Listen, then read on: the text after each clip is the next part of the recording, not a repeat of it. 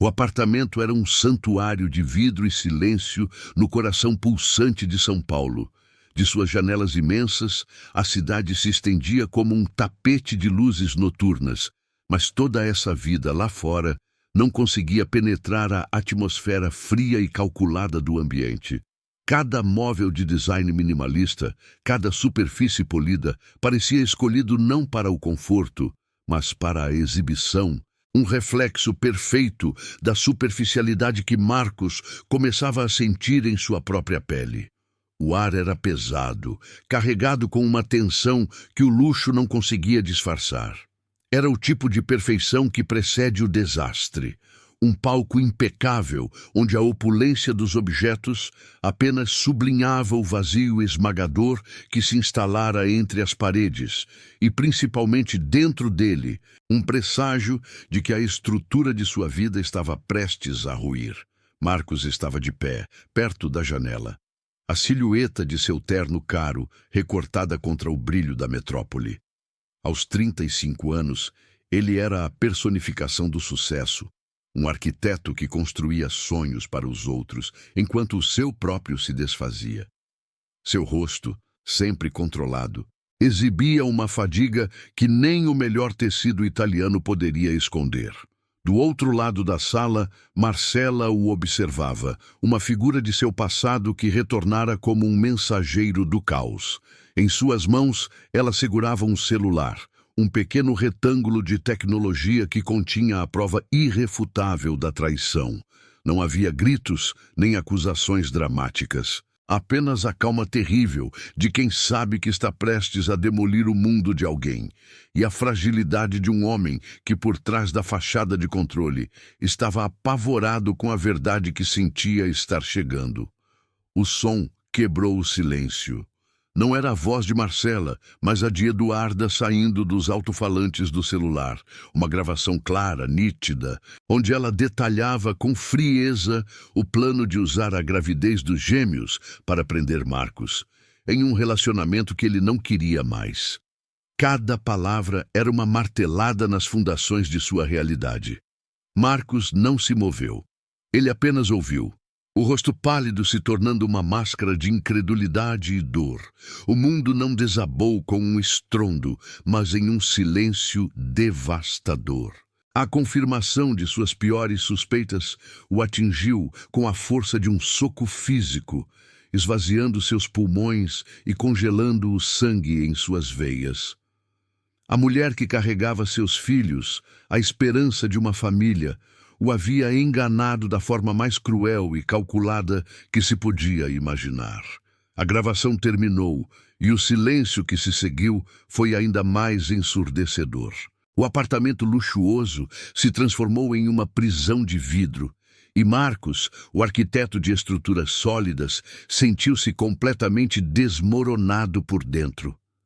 A humilhação era uma ferida aberta, exposta sob as luzes frias do ambiente que ele mesmo projetou.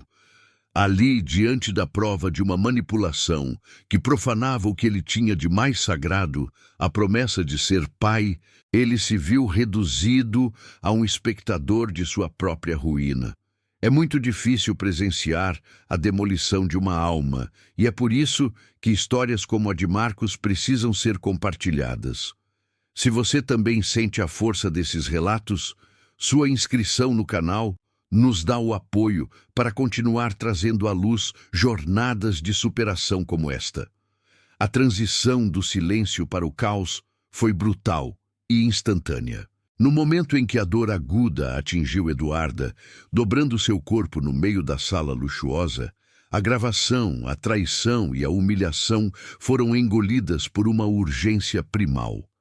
Marcos, paralisado segundos antes, foi sacudido de volta à realidade pelo som do grito dela, um som que não era de raiva, mas de puro pânico físico. A fachada de controle se desfez e o arquiteto de sucesso deu lugar a um homem assustado, ligando para a emergência com as mãos trêmulas. O apartamento, que antes era o palco de uma demolição emocional, transformou-se no ponto de partida de uma corrida desesperada contra o tempo. onde as únicas coisas que importavam eram as duas vidas minúsculas e frágeis que haviam decidido chegar ao mundo no meio da pior tempestade de todas. Na sala de espera do hospital, o cheiro de antisséptico e a iluminação fria pareciam uma continuação do vazio de seu apartamento. Marcos andava de um lado para o outro, o tecido caro de seu terno amassado, um reflexo de seu estado interior. As horas se arrastavam, cada minuto um eco da gravação que ainda ressoava em sua mente. Ele pensava em como havia sonhado com a paternidade, em como imaginava um lar cheio de calor e verdade, o oposto exato do que sua vida havia se tornado. Aquele sonho agora estava manchado, nascido de uma mentira calculada. A solidão daquela espera era esmagadora, um abismo onde a raiva pela traição lutava contra um medo aterrorizante pelo bem-estar de seus filhos e da mulher que, apesar de tudo, era a mãe deles, agora em algum lugar daquele hospital lutando para trazê-los ao mundo. Quando o médico finalmente apareceu, seu rosto era uma máscara de profissionalismo cansado. As palavras eram diretas, desprovidas de emoção. O parto havia sido realizado, mas os gêmeos, um menino e uma menina, nasceram prematuros demais. Estavam vivos, mas em estado crítico, levados imediatamente para a UTI neonatal. Cada termo técnico, cada explicação sobre o peso baixo e a dificuldade respiratória era como um golpe físico em Marcos. Ele a sentia, mas sua mente mal conseguia processar a informação. A realidade da situação era muito mais pesada do que a traição que o consumira horas antes. Seus filhos, a materialização de seu maior sonho, haviam chegado ao mundo não com celebração, mas com uma luta desesperada pela sobrevivência, uma batalha que mal havia começado. O corredor da UTI neonatal era um santuário de silêncio tenso, quebrado apenas pelo bip rítmico e suave das máquinas. Através do vidro da incubadora, Marcos viu seus filhos pela primeira vez. Eram tão pequenos, tão incrivelmente frágeis, que pareciam quase translúcidos sob as luzes artificiais. Tubos finos e fios coloridos conectavam seus corpos minúsculos a monitores que exibiam números e linhas verdes pulsantes. Ele pressionou a mão contra o vidro frio, como se pudesse transmitir sua força para eles. Naquele momento, observando a pequena mão de sua filha se fechar em um punho minúsculo e o peito de seu filho subindo e descendo com esforço, o mundo de Marcos se reconfigurou completamente. A dor, a raiva, a humilhação, tudo se tornou um ruído distante e insignificante. Naquele instante, a raiva que sentia por Eduarda se desintegrou, substituída por um amor tão avassalador e protetor que o deixou sem ar. Aquelas duas criaturas não eram o produto de uma mentira, eram seus filhos, eram inocentes, puros, lutando pela vida com uma força que ele nem imaginava ser possível. Ele não era mais a vítima de uma manipulação, o marido traído, o homem humilhado. Sua identidade se redefiniu ali, diante daquelas incubadoras. Ele era pai. E ser pai significava que sua dor pessoal não importava mais. Sua única missão, seu único propósito a partir daquele segundo era garantir que aquelas duas vidas tivessem a chance de florescer, não importando o custo, não importando o que ele precisasse fazer ou perdoar para que isso acontecesse. Ele a encontrou no quarto do hospital, pálida e visivelmente exausta. Havia um vazio no olhar de Eduarda que ele nunca tinha visto antes, uma vulnerabilidade que desarmava qualquer acusação que ele pudesse ter preparado. Não houve gritos nem cobranças. O conflito entre eles havia sido adiado, talvez para sempre, eclipsado por uma preocupação muito maior. A primeira coisa que ela perguntou, com a voz fraca, foi sobre os bebês. A conversa que se seguiu foi curta, quase clínica, focada apenas nos relatórios médicos e nos próximos passos. Era uma trégua frágil, um acordo tácito de que, por enquanto, Eles não eram um casal em crise, mas dois pais aterrorizados, unidos pelo mesmo medo e pela mesma esperança, navegando juntos em um território desconhecido e assustador. Os dias se transformaram em uma rotina cinzenta e angustiante. A vida de Marcos passou a se resumir aos corredores do hospital, às breves visitas permitidas na UTI e às conversas tensas com os médicos. O mundo exterior, com seus projetos de arquitetura e compromissos sociais, parecia pertencer a outra vida. As ligações de amigos e de Marcela eram constantes, todos oferecendo um apoio que vinha carregado de um conselho unânime. Ele deveria se afastar de Eduarda, iniciar uma batalha legal pela guarda e se proteger. Eles não entendiam. Não viam o que ele via todos os dias. A fragilidade de seus filhos e a necessidade de uma frente unida, mesmo que essa união fosse construída sobre os escombros de uma confiança destruída. Marcos se sentia cada vez mais isolado, um homem tomando decisões que ninguém ao seu redor conseguia compreender. Sentado ao lado das incubadoras por horas a fio, ele vivia em um estado de conflito interno permanente. A imagem de Eduarda na gravação, sua voz fria e calculista, ainda o assombrava durante as longas noites. A ferida da traição estava ali, aberta e pulsante. Como ele poderia construir qualquer coisa com a mulher que o enganou de forma tão profunda? Ele a observava durante as visitas, analisando cada gesto, cada palavra, procurando por vestígios da manipuladora que ele descobrira. Mas então, ele olhava para o rosto sereno de seu filho dormindo, ou para os dedos de sua filha agarrando o seu, e o ressentimento parecia um veneno que só faria mal a ele, e por consequência, àquela nova e frágil família que dependia inteiramente de sua força e estabilidade. Uma tarde, uma das enfermeiras os chamou com um sorriso contido. O menino havia ganhado alguns gramas, um marco minúsculo para o mundo, mas gigantesco para eles. Naquele momento, os olhos de Marcos e Eduarda se encontraram sobre as incubadoras, e pela primeira vez em muito tempo, eles compartilharam algo genuíno, um suspiro de alívio, um lampejo de esperança pura. Foi um momento breve, quase imperceptível, mas quebrou uma camada do gelo que os separava. Não era perdão, nem reconciliação, mas era um reconhecimento silencioso de que estavam juntos naquela jornada. Era a primeira evidência de que, talvez, a dor compartilhada pudesse ser uma fundação mais forte do que a felicidade fabricada que eles tinham antes. Ele compreendeu que o ressentimento era um luxo que não podia mais se permitir. Para que seus filhos tivessem um futuro, ele precisava deixar o passado para trás. Era uma escolha consciente, a mais difícil de sua vida, a escolha de tentar construir algo novo a partir das ruínas. É nesse momento de clareza, quando a alma decide seu rumo, que a gente entende a importância de ter um lugar para compartilhar essas viradas. Se histórias de recomeço como esta tocam você, sua inscrição nos ajuda a continuar iluminando caminhos de superação.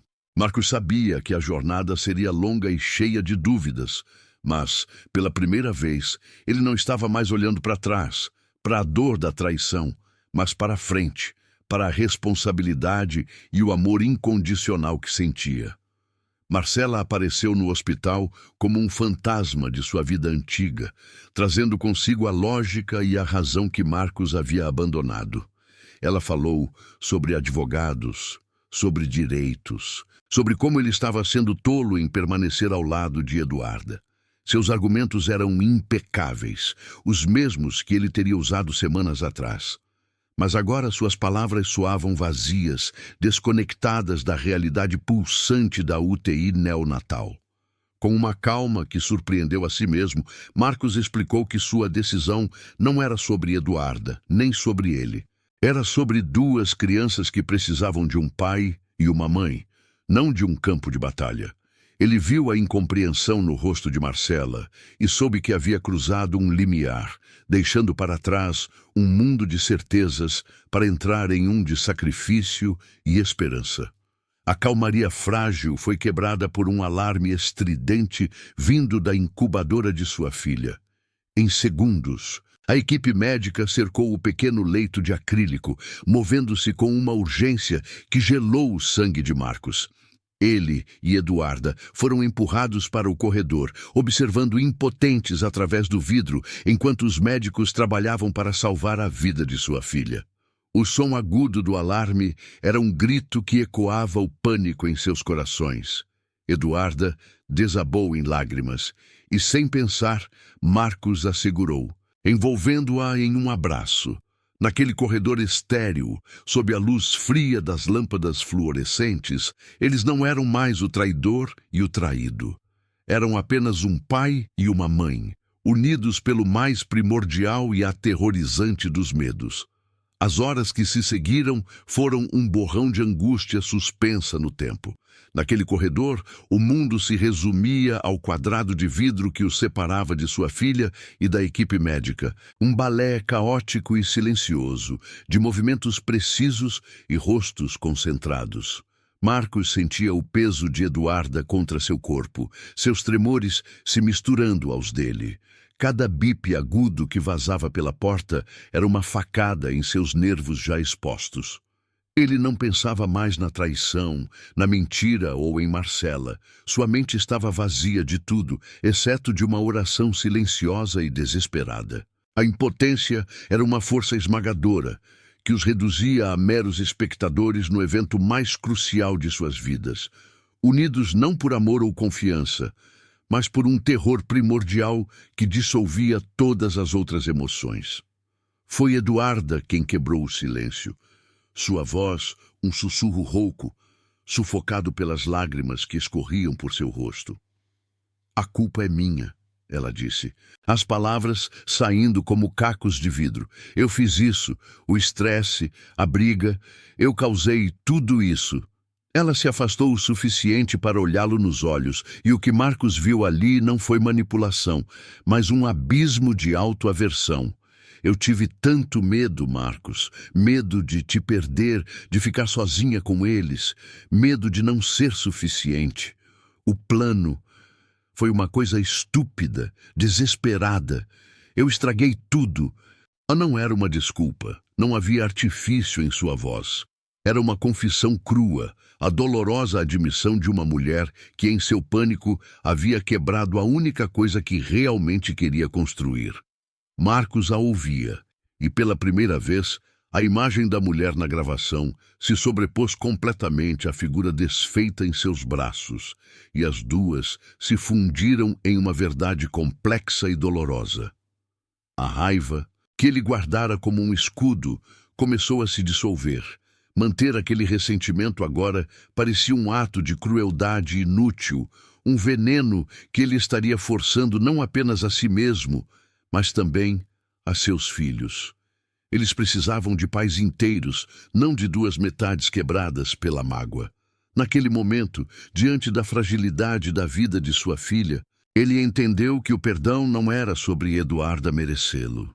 Era sobre seus filhos merecerem um futuro livre do peso de seus erros.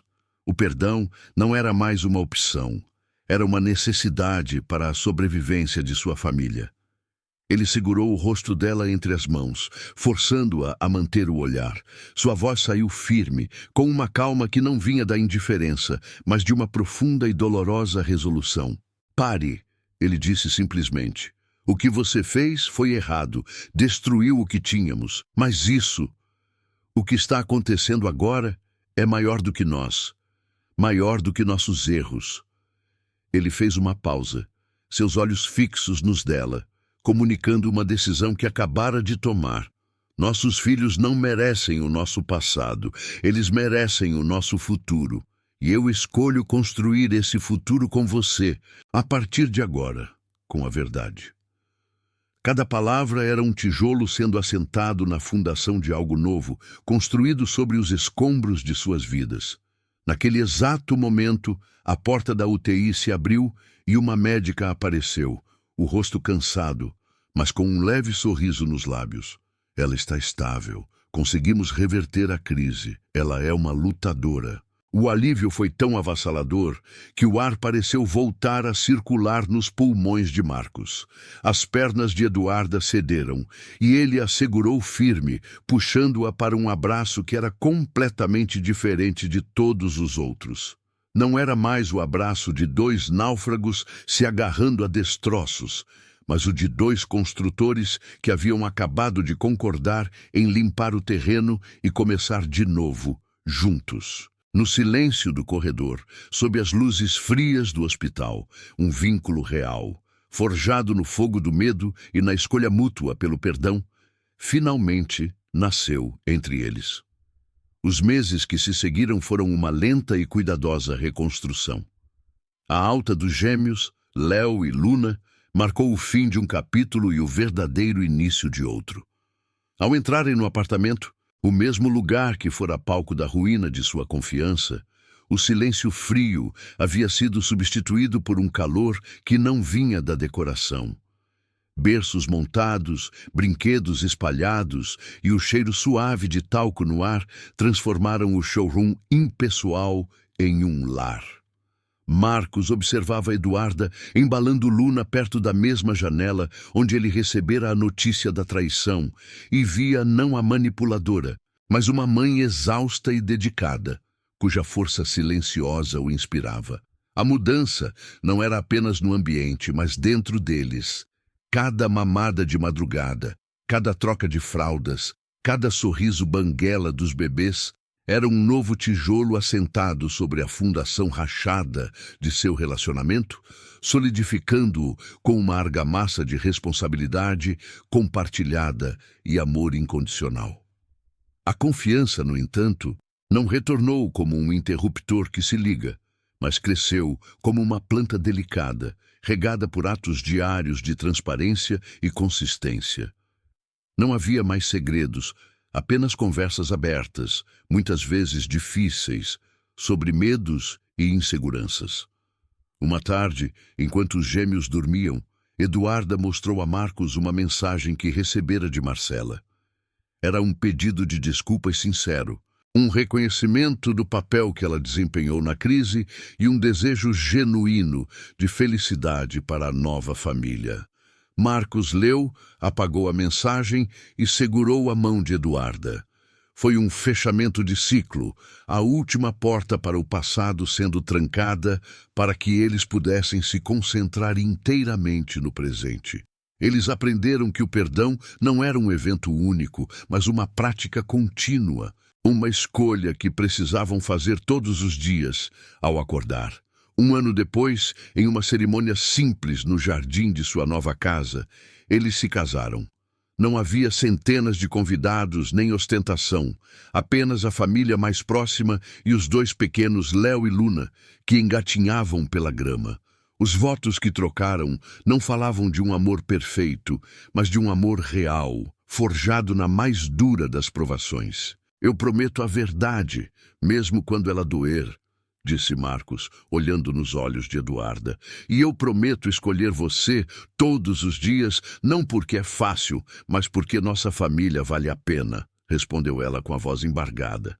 Era a celebração não de um começo de conto de fadas, mas da vitória de uma construção árdua e consciente.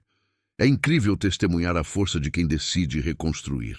Se você também se emociona com jornadas de perdão e recomeço, sua inscrição é o que nos permite continuar compartilhando essas histórias. 5 anos mais tarde, o som de risadas infantis preenchia o mesmo jardim, agora palco da festa de aniversário dos gêmeos. Marcos observava de longe, ao lado de Eduarda, suas mãos entrelaçadas com a naturalidade de quem compartilha uma vida inteira. Léo corria atrás de uma bola enquanto Luna mostrava orgulhosa um desenho para a avó. O arquiteto que um dia se viu desmoronado por dentro havia finalmente projetado sua obra-prima. Uma família imperfeita, barulhenta, caótica e inegavelmente feliz. Ele trocou um sorriso cúmplice com a esposa, um entendimento silencioso de tudo o que haviam superado. Aquele amor não fora encontrado, fora construído. Peça por peça, sobre as ruínas de uma mentira, eles ergueram um santuário de verdade, provando que a fundação mais sólida de todas não é a perfeição, mas a escolha incansável de perdoar e começar de novo.